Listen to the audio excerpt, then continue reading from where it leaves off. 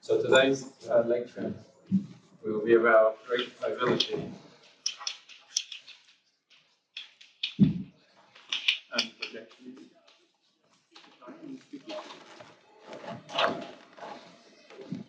So let me just start with the definition, which is that of a purely unrectifiable set. So a subset of a metric space is purely n-rectifiable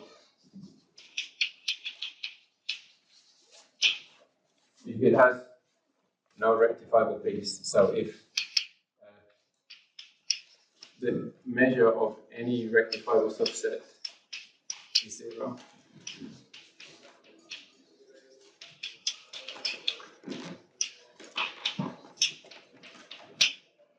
okay. So this is then just basically a simple measure theoretic argument shows that if you have any subset with finite Hausdorff measure, then it can be decomposed into its rectifiable and purely unrectifiable parts.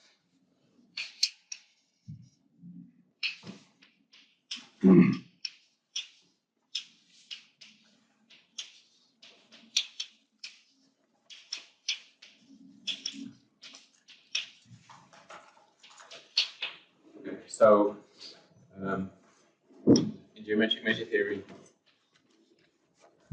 one tries to find characterizations of either the rectifiable part or the purely unrectifiable part. And of course, then that gives you a characterization of the other piece too, just by negation. But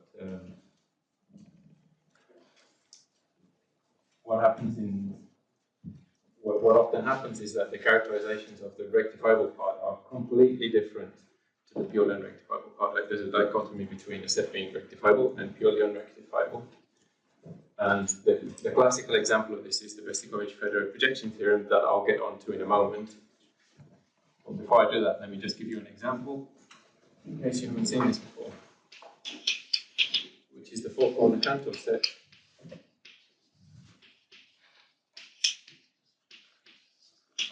Which is in the plane.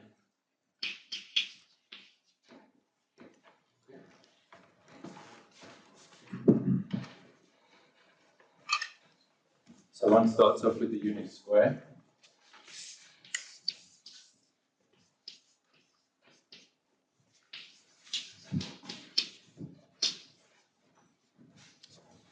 And then we divide it into 16 pieces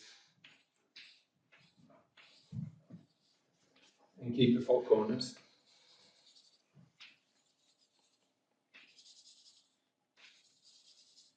So K1 is the four corners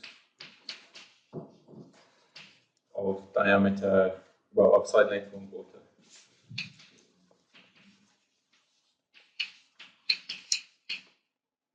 Right, and now we repeat. So in each of these squares, we keep the four corners.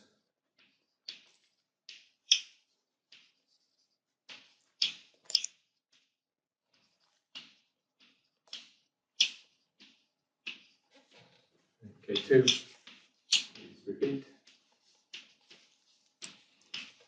And then K, the four-corner Cantor set, is the intersection of all of these.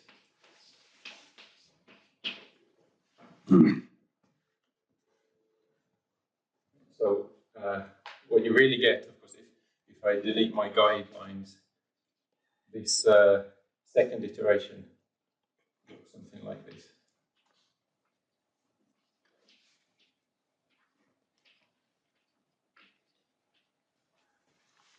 Okay, and so being an intersection of compact sets, this is compact, and it's not too difficult exercise to see that it has one-dimensional measure, positive and finite.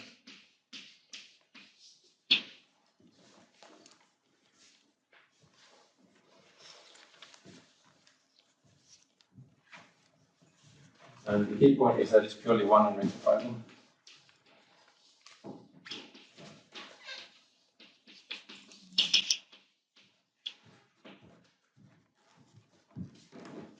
And the way you have to see that it's purely one and rectifiable is basically, very, very roughly, is if we have a Lipschitz curve,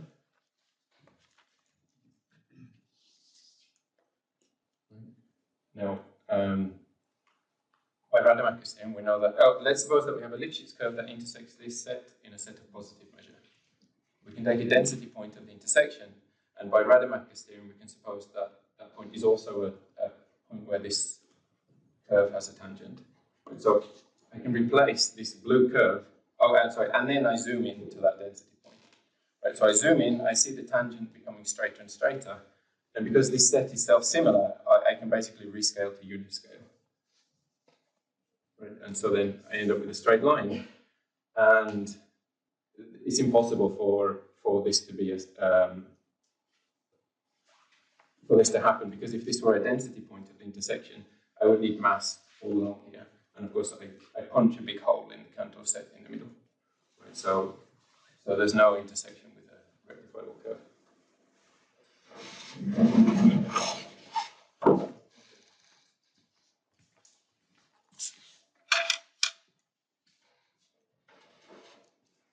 So the classical structure theorem for rectifiable sets is the basically Federal projection theorem.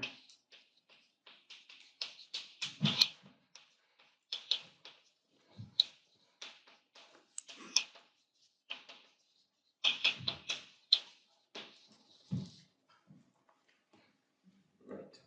So suppose that we have S in Rm. That's purely unrectifiable. So it has finite Hausdorff measure, and it's purely unrectifiable.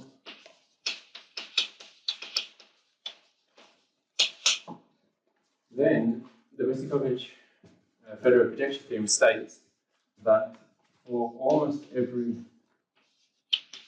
n-dimensional plane V,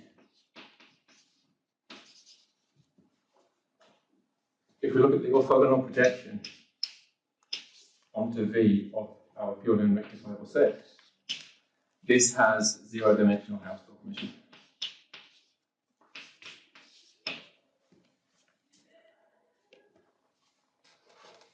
Okay, and conversely,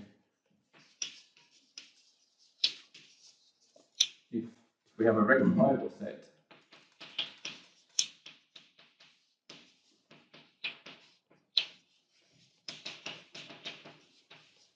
with positive measure, then for almost every plane,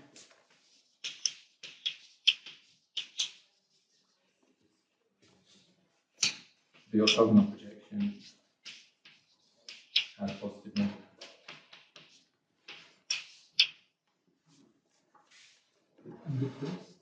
So do you have an example where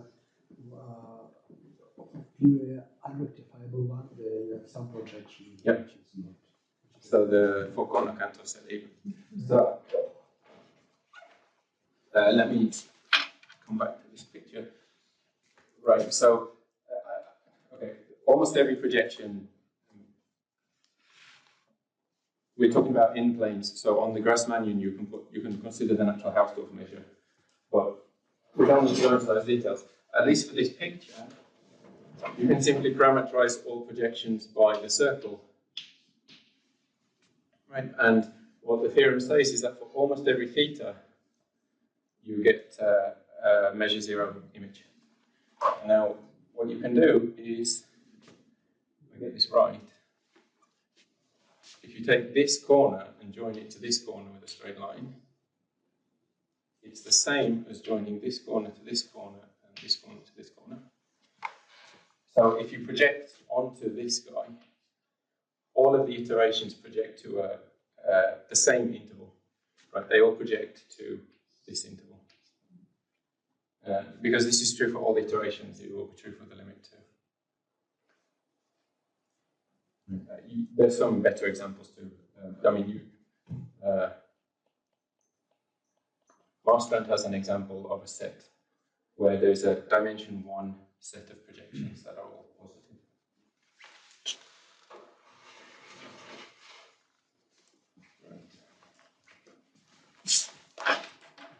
Yeah. And then to generalize this property, so like the middle third counter set or the Sierpinski triangle, are they all purely unrectifiable? Yes, but you have to be careful to make sure they are one-dimensional, because if they are less than one-dimensional, then you get nothing out of this because all of the projections will be 0. If they have more than one dimension, if the dimension is greater than 1, then a theorem of Marsland will say that their projections, almost all of their projections will have dimension 1. So you get big projections if the set is bigger than 1. Right. So the question is now, can we say something for metric spaces? So is there a theorem like this?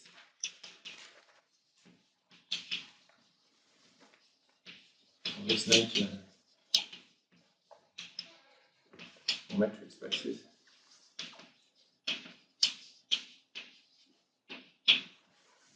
Right. So before we need a candidate, right? So not even trying to prove something right now, but just trying to formulate a statement. Right? We need to answer 2 questions.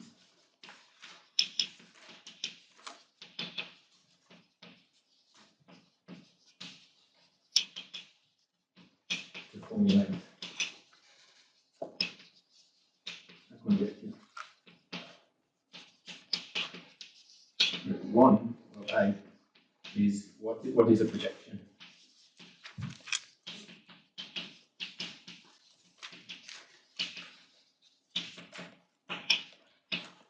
And the second question is, once we've decided on what a projection is, what do we mean by almost every projection?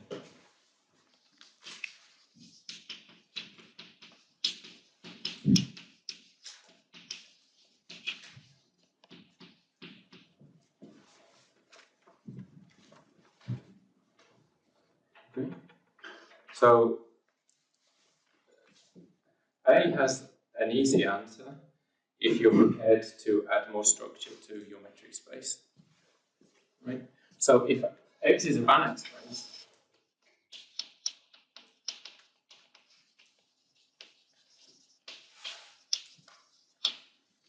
then A has an easy answer, which is that we can just take continuous linear maps, right? Continuous linear T from X to Rn.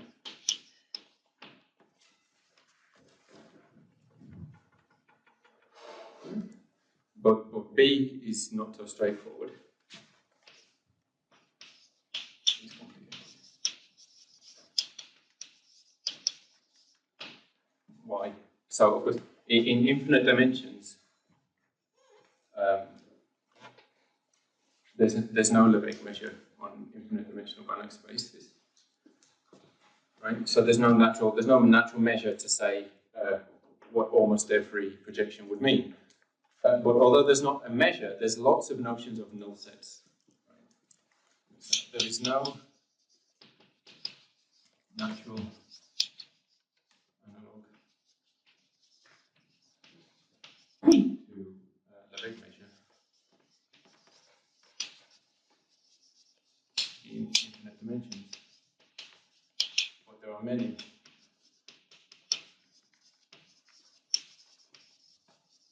Notions of null sets, which would be enough for our question. As long as we have a notion of a null set, like a null set of projections, we can formulate Resicovich filter, right? And just to say some names, like there's two particular notions in the literature, Aronshine null sets and Haar null sets, right? So with each one, and there may be many others that, maybe we can cook up a new type of null set and we would get a Resicovich projection theorem. But the short story is that none of them work. Right? So, however, the projection theorem is completely false.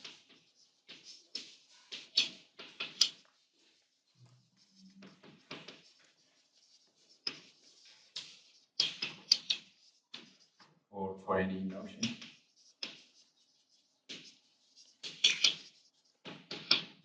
So this is a theorem of myself, Marianne from me.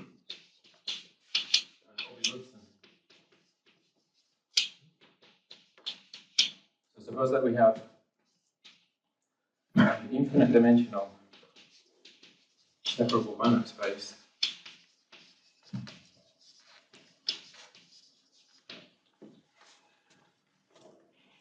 So for every, sorry, in every, there exists a purely unrectifiable set.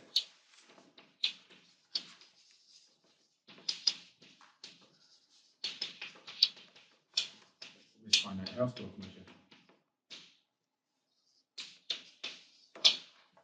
Such that for every non-zero projection,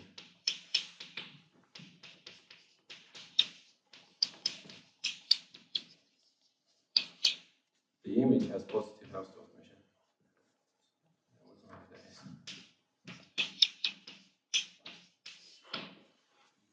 May I ask, but this is if we limit ourselves with the notion of projections by continuous linear maps. Yeah.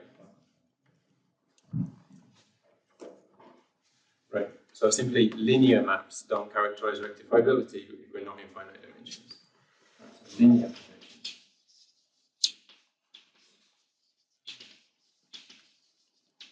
Are not good enough.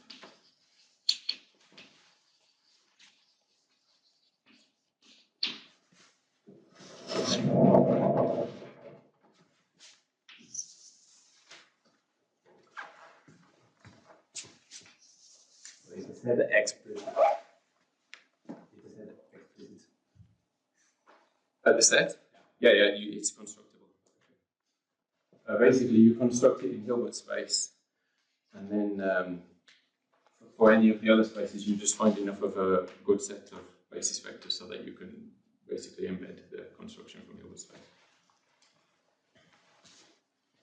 And for the Hilbert space, is this easy to see?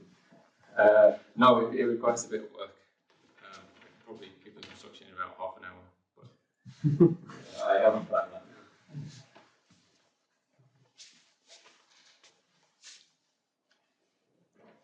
Right, so linear projections are good enough, so of course, well, especially if you're working in metric spaces, the next question you ask yourself is what about Lipschitz projections?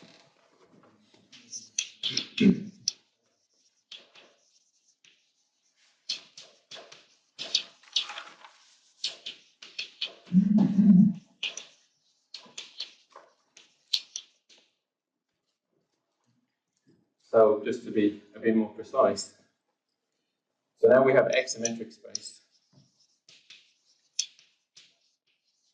And let's take an integer m. Let's consider the space lip1. Right, so this is going to be all one Lipschitz maps. They go from X into Rm.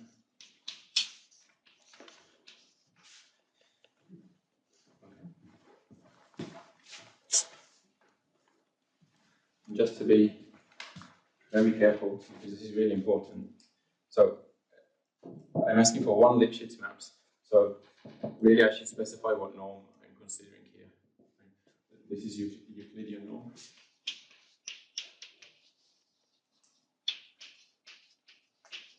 So if I don't specify a norm on an Rm, then it means Euclidean norm. Because if I change the norm here, I change what a one Lipschitz map is.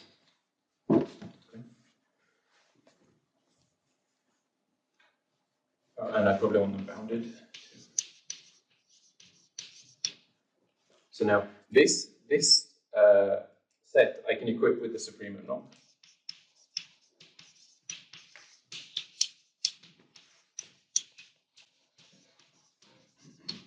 So now bounded, you mean in the usual sense, not in the linear operator sense. Yeah, in the usual, like, In the usual sense. yeah.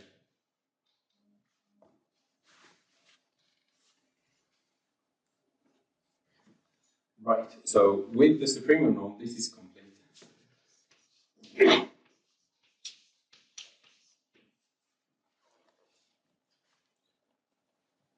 And so because of completeness, okay, so this answers A. Right? This is what I'm going to say is my candidate for A. This is what I mean by a projection. I mean a Lipschitz map. And now to answer B, A can use completeness. So, right, a subset is residual.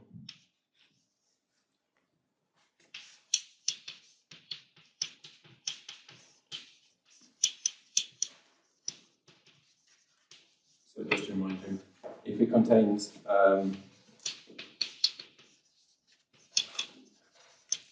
a countable intersection of open dense sets.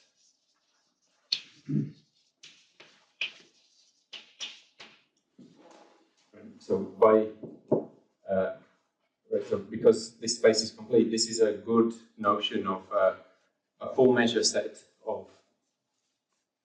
This is a good notion. This is a good replacement for full measure, right, by their category. So since this one is complete, residual subsets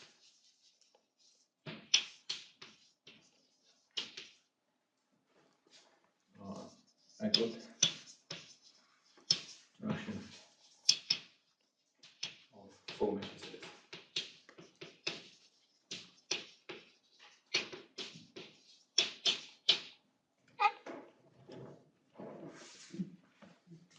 Okay. And so now we have a candidate for Vesicovich-Federer type of theorem, and it's true. So this first appeared in some work of mine in 20, and it was recently improved by myself and Eugen White. So I'll just take the improved version. So now we have X any metric, well, complete metric space. If we have a purely unrectifiable subset,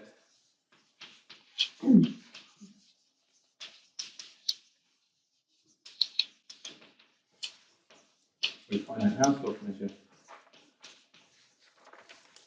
then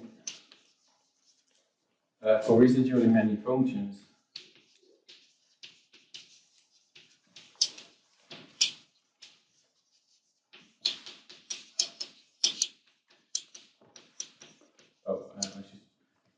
this is for any integer.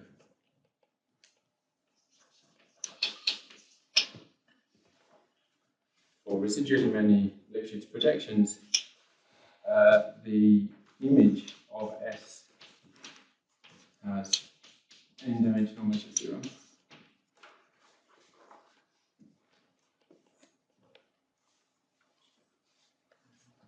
And conversely, Sorry, M should be. M is, you can pick M to be whatever you like. Okay. It should probably be bigger than N.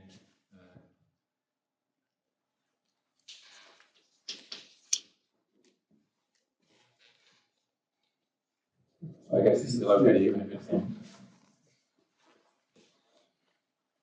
But this one should be. So if P is rectifiable, the positive measure, and now we need N bigger than M. Then for residual in F,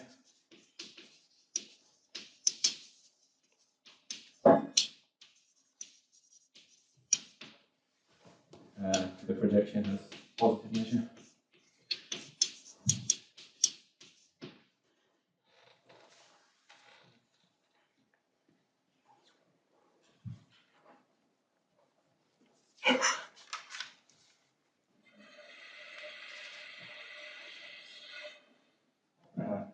May I ask, it was something similar that you proved in the paper with Jakub Takac. What is the enhancement of this statement? Yeah, I'll get onto that right now. So the converse statement, converse is the consequence of Rademacher, of Kirchhoff's Rademacher.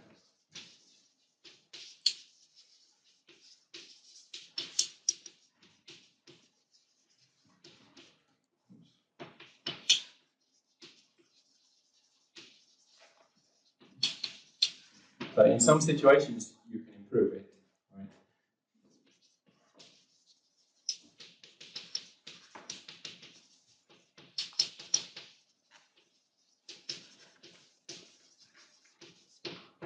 So this is joint work with Jakub Takac, who he's running the problem sessions.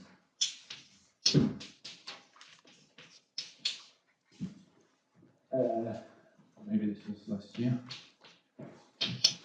Right. So, but we need to be quite careful here. So this is if m is bigger than n plus 1. So we want to understand if this converse statement could be made stronger.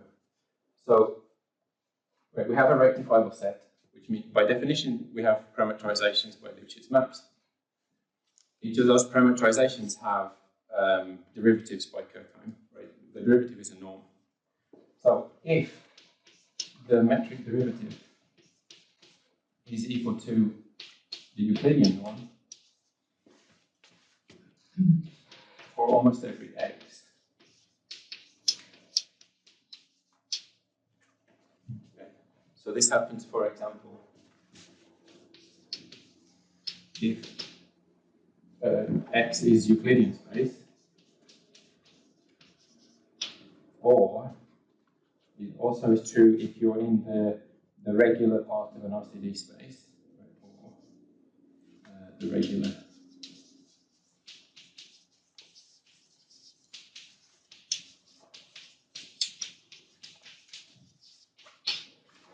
Then you can improve this conclusion to actually not lose any measure. But this f is not the f from the. Yes. Sorry, this should be a but h or something. The in the parameterization. Yes.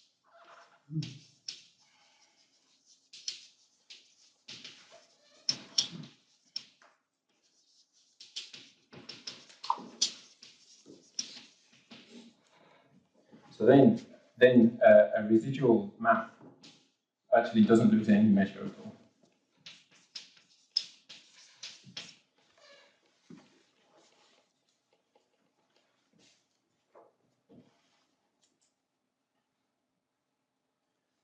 Right. But this hypothesis on the norm is necessary because also if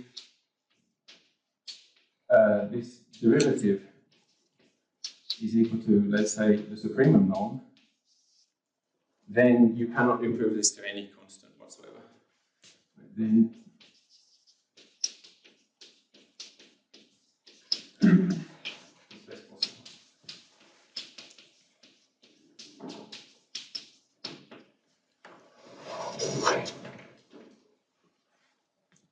Right, so it really depends on the geometry of your rectifiable set, whether how big you can make a typical image.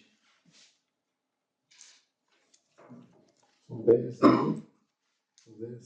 it also tells you that there is no other metric on this set such that which is comparable with the original one, such that the tangent spaces are Euclidean. Yeah? So you cannot change the metric somehow. Yeah? So yeah, I think you could probably by Lipschitz reparameterize your rectifiable set so that all the tangents are Euclidean. But then you change what the one Lipschitz maps are.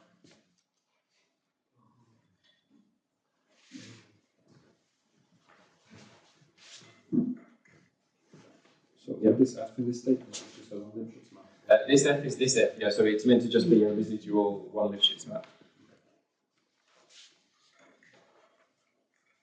And in 1D, it is always. Yeah, in 1D it's always true.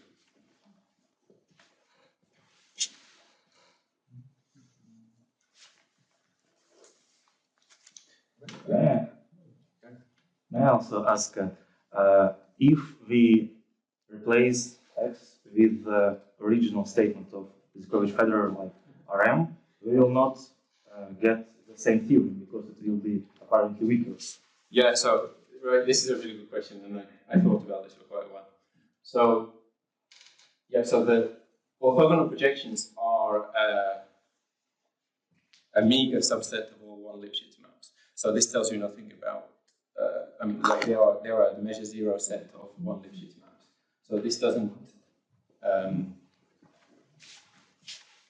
tell you anything about orthogonal projections, which is actually really unfortunate because the Besikovich. So the case where n is 1 in the plane was the original theorem by Besikovich.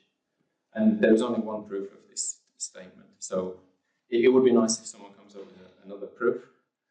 And for some time, I tried to see if this gives anything, but simply orthogonal projections are just far too rigid to try to attack through this approach.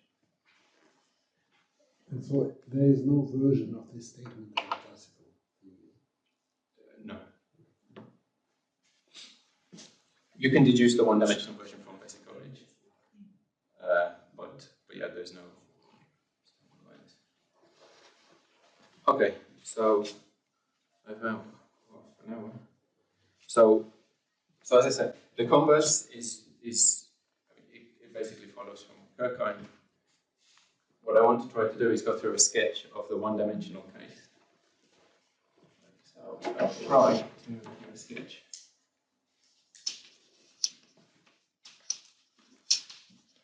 Of the n equals 1 case.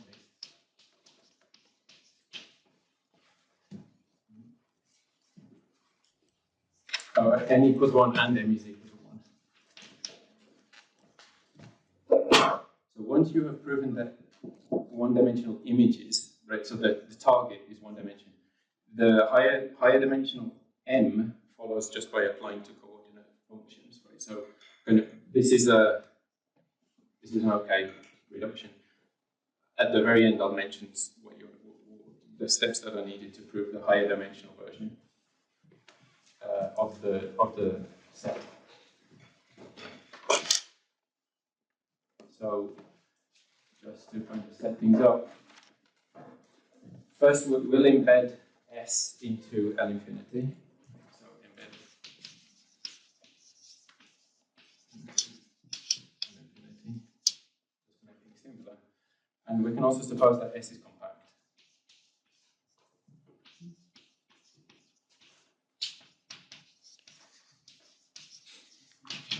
Why? Well, by inner regular, I should probably have some Borel assumption on this, that S needs to be Borel. But then by inner regularity, we can exhaust by compact sets. And it's enough to prove the statement for each one of them, because then the residuality will take care of the countable union. Okay, so we can suppose that S is compact, and we can let omega be the closed convex hull of S.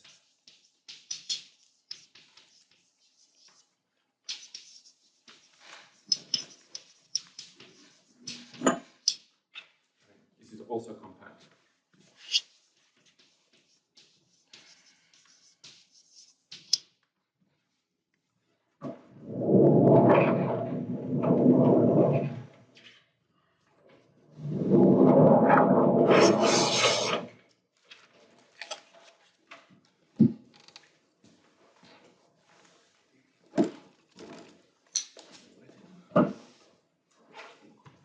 Are there any questions?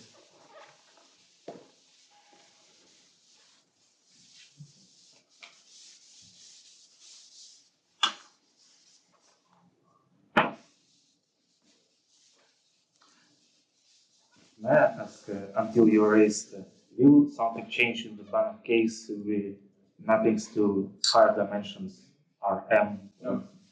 No, or you can, as far as I know, just linear maps really, they don't help you.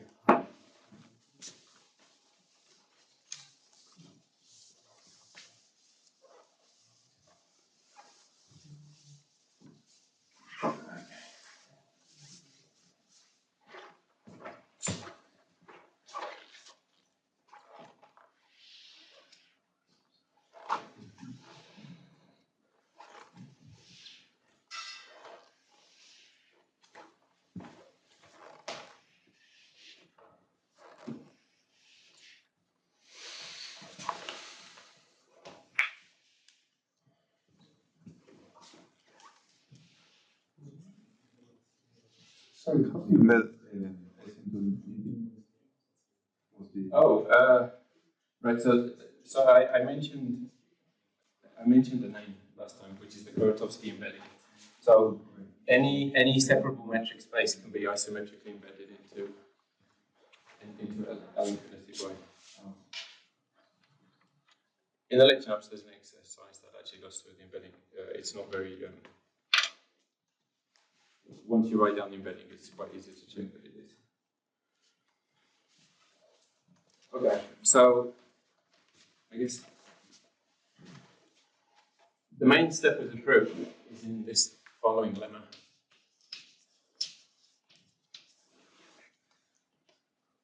Right, so we fix a Lipschitz map.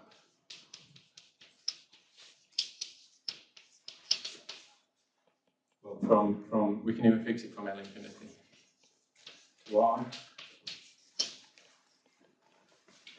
Then for every parameter delta and epsilon, so I'll write the statement and then I'll draw a picture. Okay.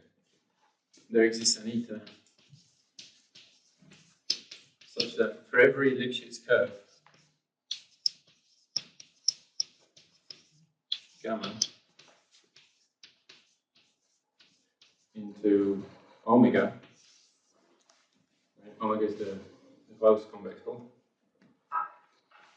If we consider this quantity, so we look at the derivative of f along gamma, but we don't look over all of gamma. Okay, we look over we exclude a small neighborhood around S.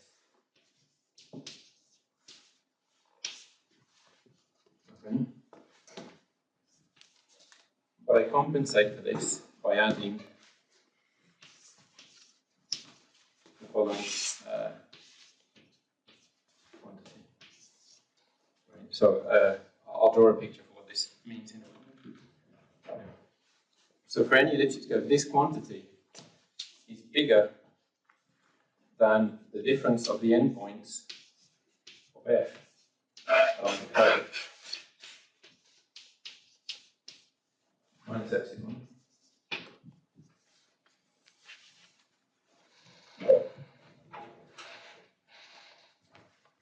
So what are the assumptions? Do you assume that S is purely unrectifiable? Yes, S is purely rectifiable. Yeah, thank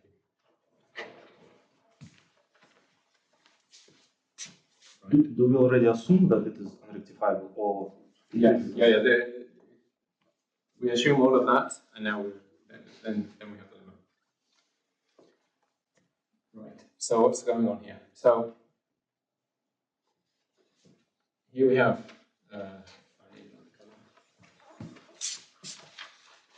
Right. So here we have S.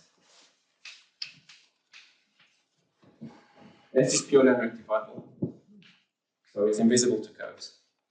So what this is saying is that there's a small neighborhood around S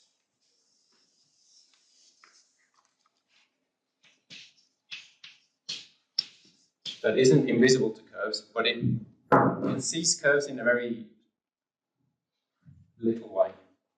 And the littleness is quantified by this quantity. Right, because consider the following. If we were to delete this open neighborhood, then the fundamental theorem of calculus already concludes the lemma for us, right? Because if I delete the open neighborhood, I can actually delete this quantity, and I can delete the epsilon. I already know that this is greater than the thing on the right-hand side, just by the fundamental theorem of calculus. But what I want to do is I want to exclude from the curve any piece of it that passes through this open set.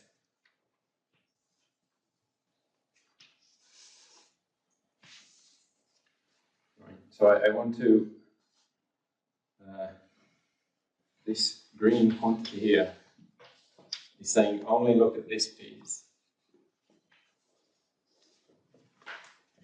And I still want the inequality that I get from the fundamental theorem of calculus up to epsilon. But, so just that statement on its own is not true. But if I add this small term back in to compensate, Remember, delta is arbitrary, so I can make delta really small if I want. And it's saying that along the curve that passes through this open set, right, I count it, but I count it with weight delta.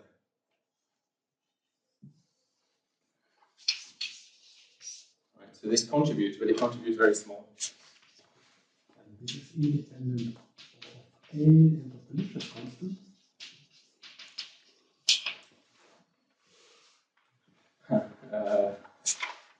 I'm not sure. Maybe let's just take a word we want Lipschitz. And A? A. Ah, L. Yes, also L. Why? Basically, if you want to have a really long curve, if you want to try and beat this, you could have a really long curve that just spins around itself inside the open neighborhood, but then this term catches everything.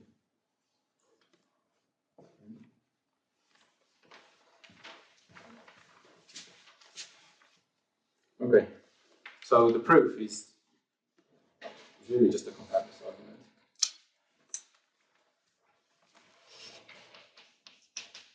So suppose not. So for each I, right, I need some notation.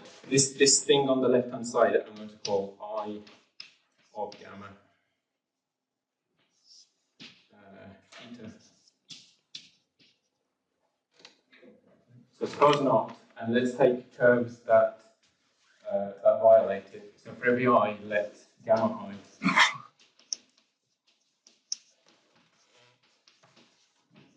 such that I of gamma I 1 over I is less than the difference between the endpoints.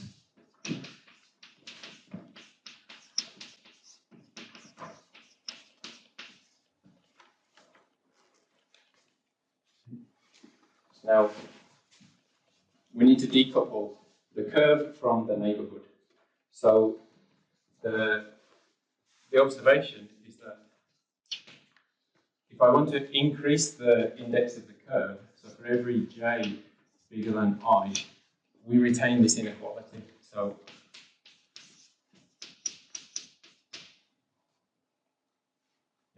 this is still less than this.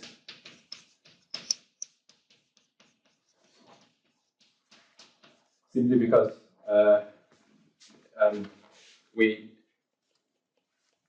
we exclude less if we decrease the. I mean, if we make the neighborhood bigger, it only works in our favor, right? So we can always increase j independently of I. Right. So first we use the compactness of omega to find a convergence of sequence of these endpoints. Right. So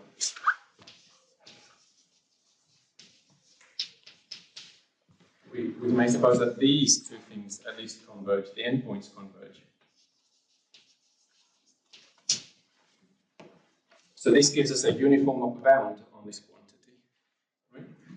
And in particular, we bound this quantity from above. So therefore, a uniform upper bound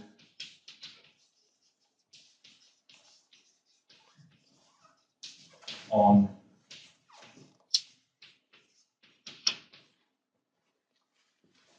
so this means we can reparameterize them and run Hausdorff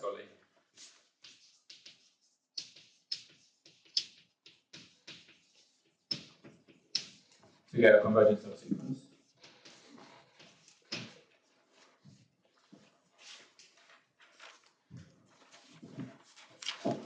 And everything is lower semi-continuous over that left-hand side. You have to be slightly careful with what you're excluding here, but it's okay. So lower semi-continuity implies that I of gamma 1 over I has the same uniform upper bound.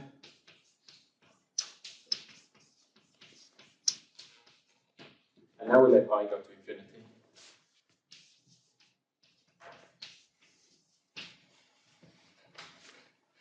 So here we have this 1 over I is what's giving us the parameter of the neighborhood. So we're decreasing down to S. S is compact, so it is given by the intersection of all these neighborhoods. Right? So what happens is when you let I go to infinity, here all we're doing is excluding S. So we get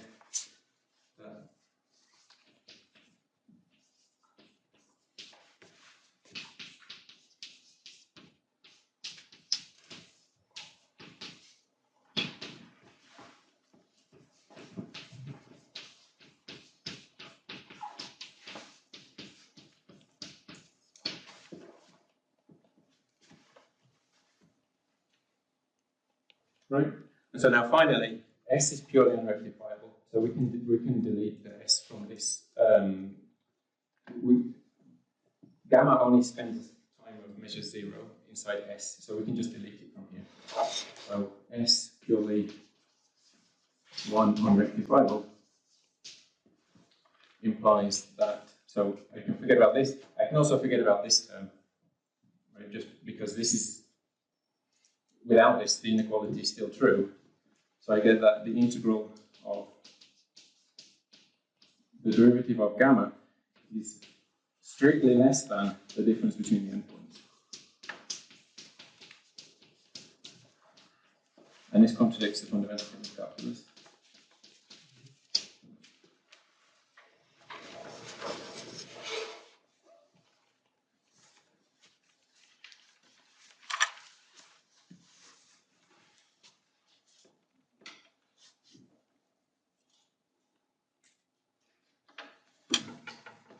Where is the term with the delta in the last? We can just forget about it because it only makes this inequality more in our favor. This is positive, so if I delete it. Okay, so why do we need it? Yeah, it's only, we need it to get the uniform of the round order length. Okay. This again, if we're not looking at the length, we could just spend our entire time spinning around inside this open set, and then it's false. How did we use the fact that omega is the convex hull? We'll use it in the next step. But we did use it that it's compact.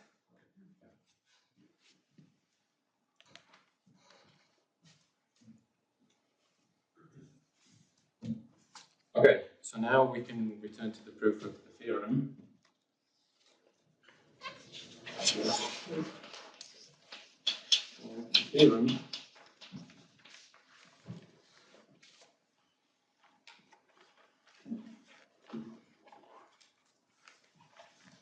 So now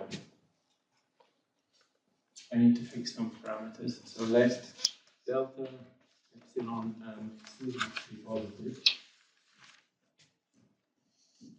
And let's fix our Lipschitz map.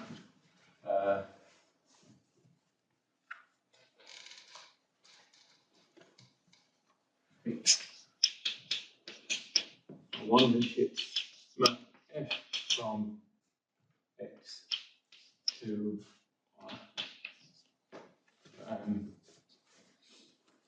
y. By extending, I can suppose it's on all of omega. That's not a problem. But now, what do we need to do? Right? So we need to show that residual sets are satisfied that the image has measure 0. Right? So that means given this f, okay, if you want to show something for a residual set, you need to construct an open dense set of functions with some nice property. The openness is easy. Okay, so I'm not going to talk about the openness. The point is that you need to construct a dense set of functions. Right? So given this one, we need to construct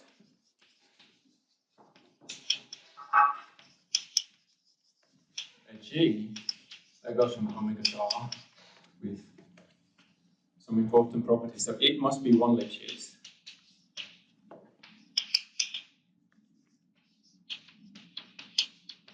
Because if it's not one Lipschitz, it's outside of our universe, right? And so it won't help us to prove that something is residual.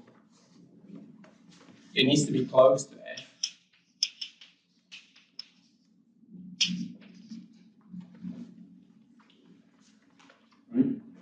And we need to prove something that looks like the image has measure 0.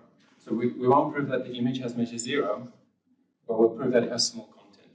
So the one-dimensional content, this is where the parameter C comes in, of G of S, is a mass delta.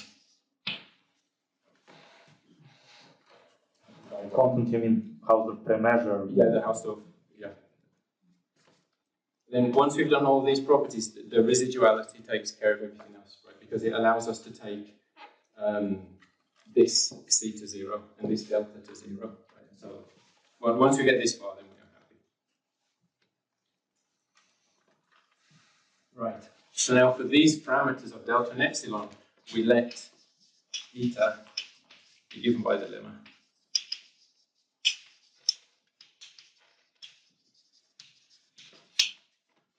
Unfortunately, I've got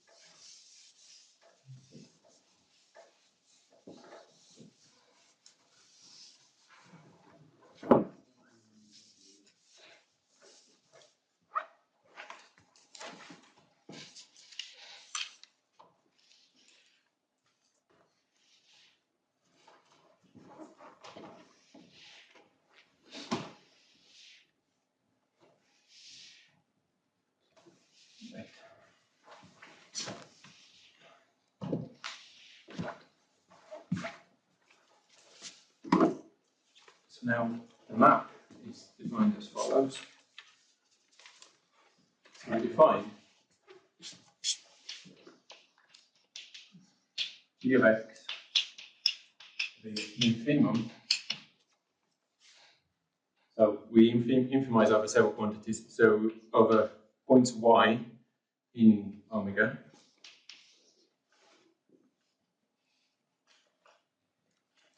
And we also infimize over all curves, one Lipschitz gamma, that live inside omega, that connect Y to X.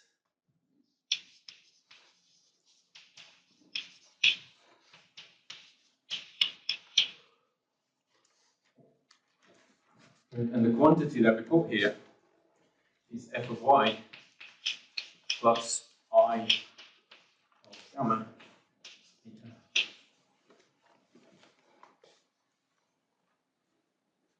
Right. So remember, the motivation behind this is a fundamental theorem of calculus. Right. So remember, well, not remember.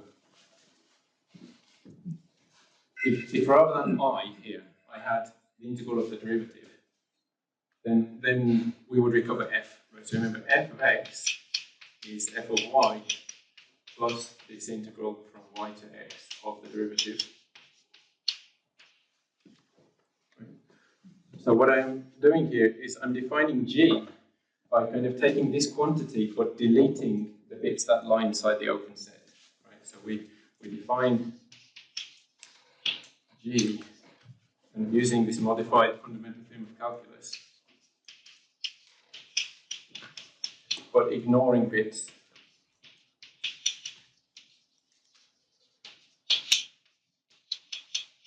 in the open set.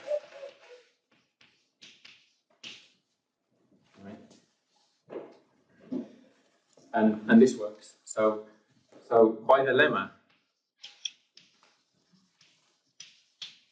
if we take G of X, this is always bigger than f of Y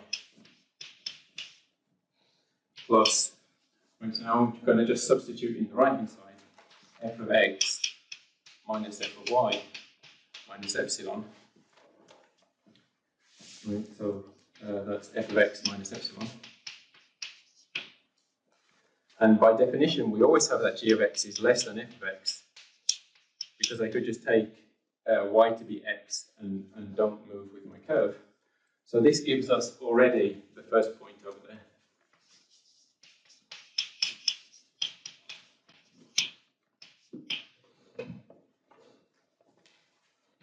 And so now, also, so I need to check that G is 1 Lipschitz. Well, G is 1 plus delta Lipschitz. And this delta doesn't cause a problem because it's arbitrary, and so we can just rescale. Rescaling by 1 over 1 plus delta is okay, since delta is arbitrary.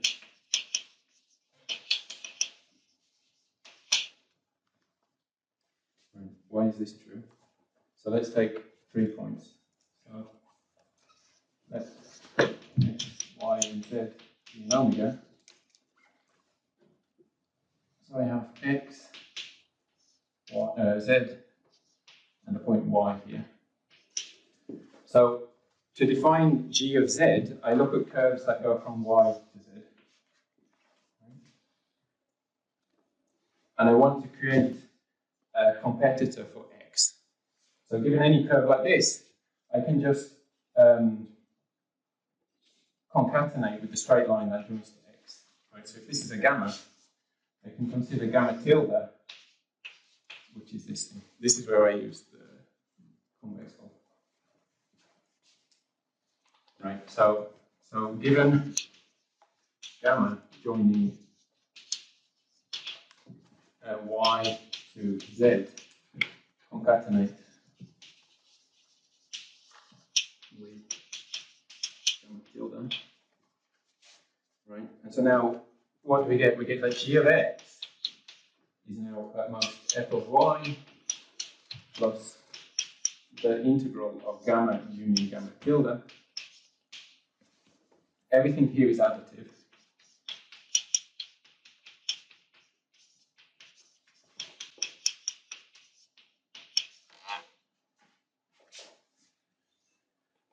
Right? This part contributes to g of z. And this part I can calculate. I can at least upper bound. This is just a straight line joining 2 points. So this is given by 1 plus delta times the distance between the endpoints. Right? So we get that to infimize. We get that g of x is about g of z plus 1 plus delta times the distance between x and z. So by symmetry, we get the Lipschitz condition. And now the thing to notice is if x and z are contained in some ball that's contained in this open neighborhood around S, then we can do a lot better, right? Then this last term, we don't need to consider the first term over there, right? Because we exclude whatever happens inside the ball. So we only get the second term. So this quantity is about delta times the distance between the endpoints. Right? So we squash these 2 points a lot.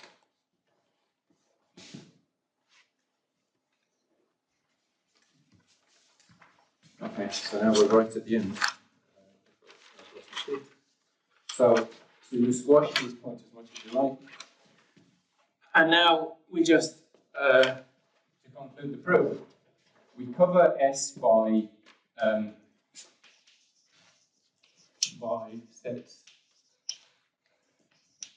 AI, say, with that are all contained in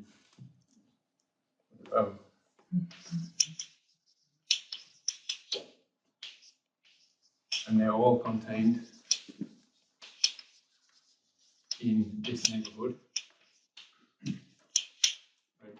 G will squash them by a factor of delta. So then we know that the diameter of G of AI is at most delta times the diameter of AI. Right. And so then what this leads you to is that the content of G of S is at most delta times the constant of the measure of S.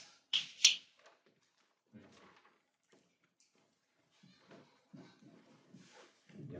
So the point is that inside this open neighborhood, we can just squash everything as much as we like. And so we squash the image. So just for higher dimensions, the construction of this function is the same, right? But there's a difference, of course. This completely relies on the fact that S is purely 1 unrectifiable, not purely n unrectifiable. So the hard part now, after seeing this construction, the hard part is to show that a purely n unrectifiable set is almost purely 1 unrectifiable.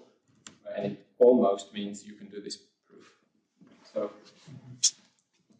the construction of G is similar. But we have to show first that a purely n unrectifiable S is almost purely 1 unrectifiable.